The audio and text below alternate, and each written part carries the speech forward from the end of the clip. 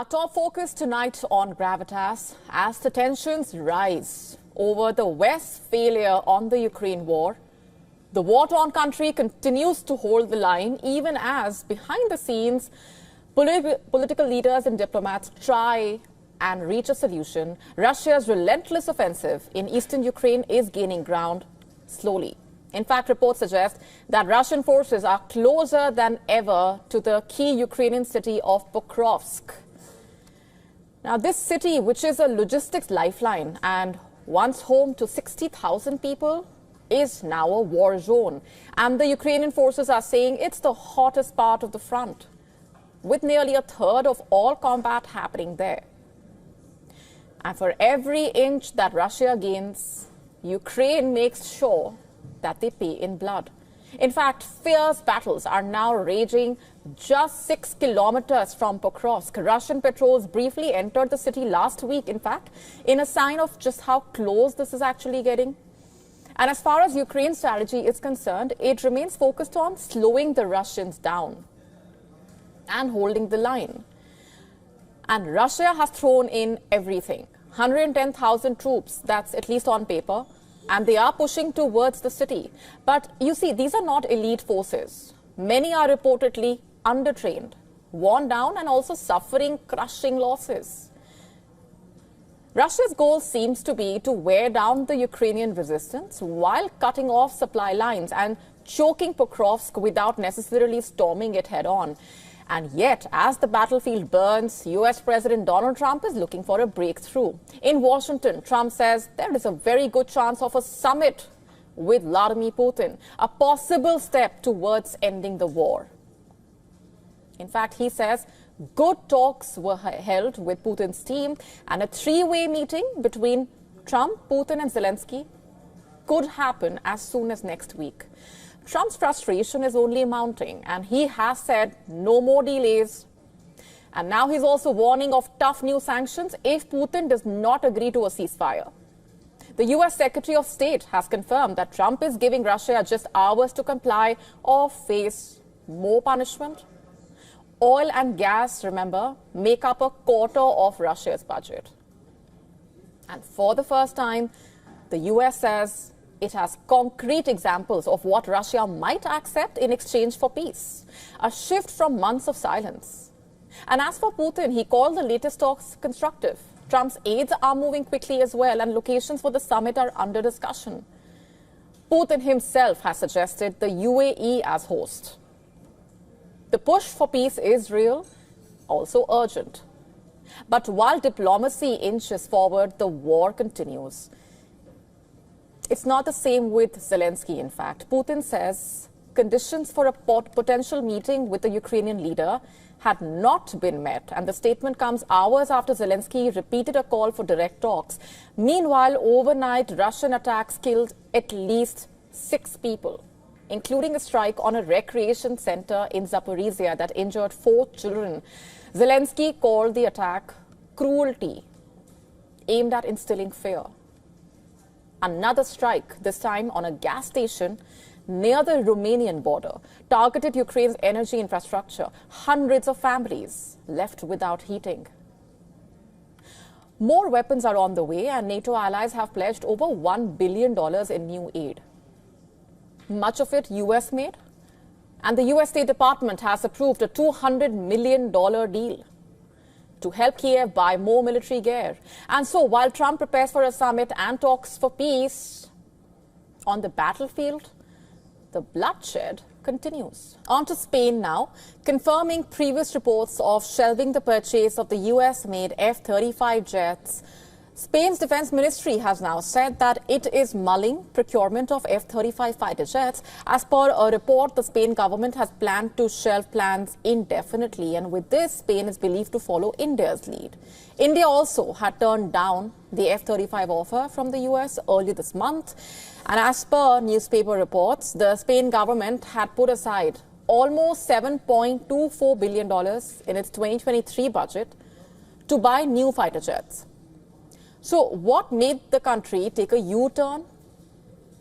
As per reports, the Spanish government's additional investments in defense prompted such a move, and Spain's readjustments in defense spendings, spearheaded by the Prime Minister, were heavily criticized by US President Donald Trump, who also threatened to impose additional tariffs on the country's goods, thus making it a classic case of a NATO ally defying America in the face of threats and building pressure.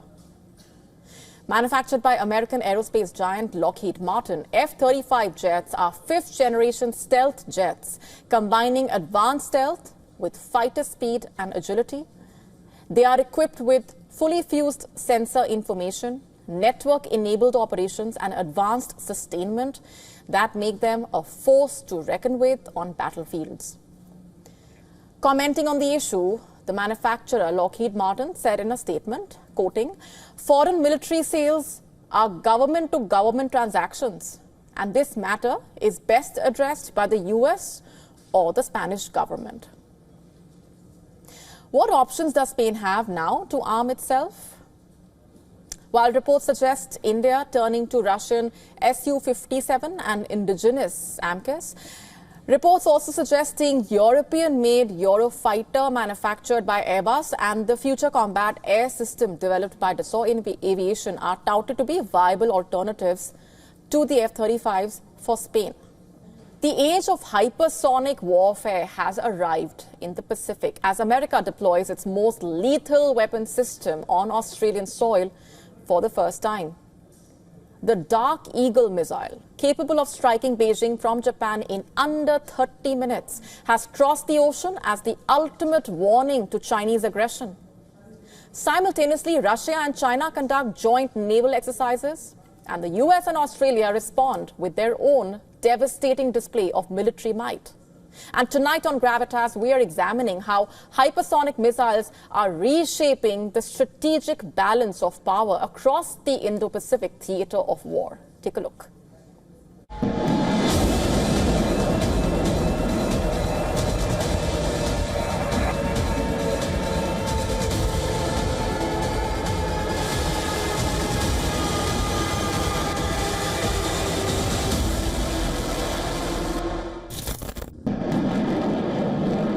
The thunder of hypersonic warfare has reached Australian shores. In the most provocative display of American military might since the Cold War,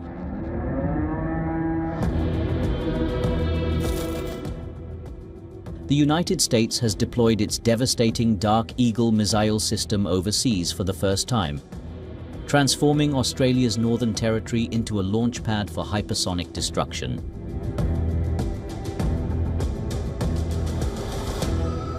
This is no ordinary weapons deployment. This is strategic intimidation at Mach 5. Dark Eagle is a land-based, maneuverable hypersonic weapon capable of traveling over 6,100 kilometers per hour and striking targets more than 2,700 kilometers away. They operate via a battery of 4 launchers capable of carrying 2 missiles each. The strategic calculus of destruction are terrifyingly simple. From Japan, this weapon could reach Beijing in less than 30 minutes, traveling too fast for conventional missile defense systems to intercept.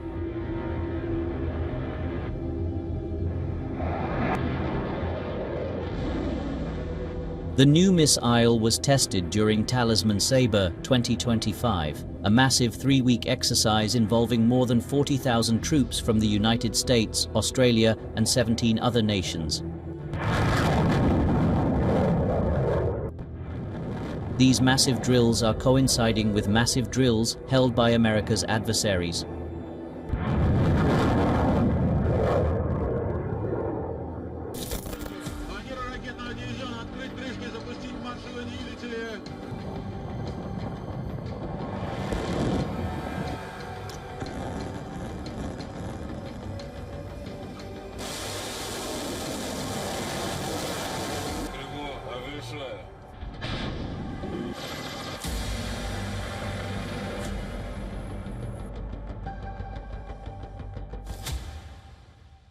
Russia and China held coordinated naval exercises in the Pacific. These drills held in the Sea of Japan Thousands of troops, along with advanced warships, submarines and jets, took part in the joint military drills.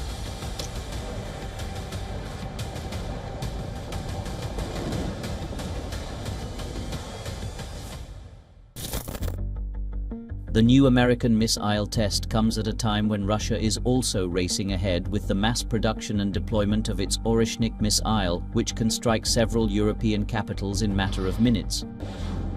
The new age missiles like the Russian Oreshnik and American Dark Eagle are designed to strike first, strike fast, and strike undetected, slipping past air defenses and neutralizing high-value targets before a counterattack can even be launched. The shadow of hypersonic weapons now darkens every adversary's calculation, and the world has just witnessed who controls the stopwatch in this arms race. Bureau Report, WION World is one.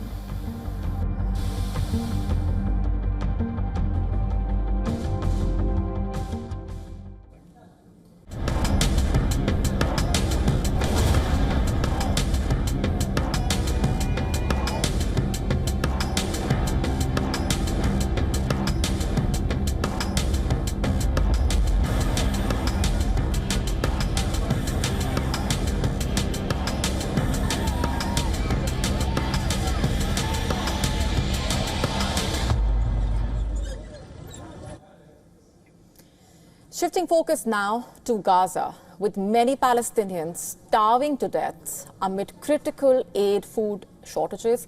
Time and again, several advisories have been issued warning that the Palestinian territory was on the brink of a full-scale famine. But there's still one question there. How much food can Palestinians grow in their own land? Unfortunately, not a lot.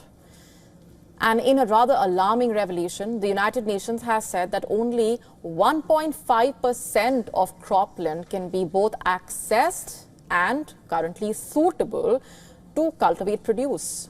A country of, in fact, Gaza, which has almost 2 million starving Palestinians left with undamaged farmland just over 2 square kilometers.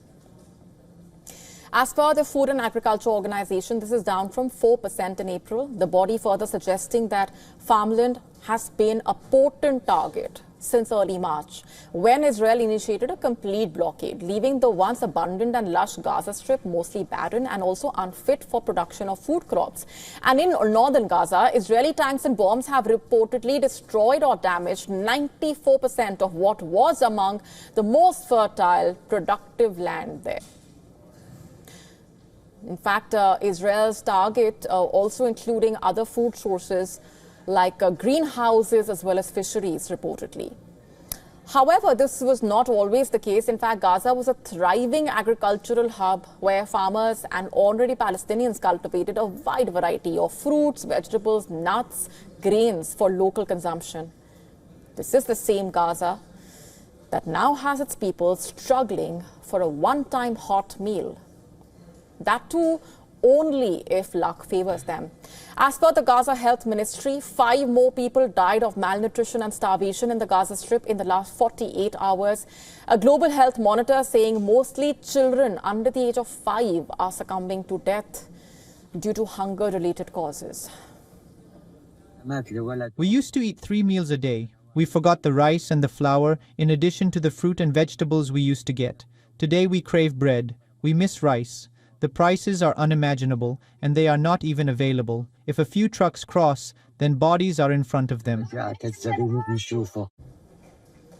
And in the wake of the rising hunger and dire food shortages, displaced Gaza farmers have now taken to growing vegetables and local harvests in small plots of land outside tents with the hope of sustaining their children and families, and just to survive another day.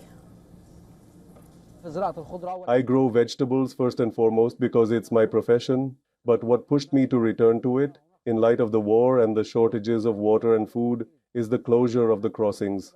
That's the main reason I went back to this work. Our bodies need tomatoes, cucumbers, and these products are expensive here. However, all hope is not lost yet, with countries like Egypt coordinating the transfer of 1.5 million tons of food and supplies through the Rafah crossing on the Gaza-Egypt border to address the rising hunger and malnutrition in reportedly one of the largest aid initiatives since the start of the conflict. And not just food, of course, it also remains committed in delivering vital aid like medicines, fuel, other essentials that the people of Gaza need urgently. We have 200 of the trucks that you are all watching and seeing.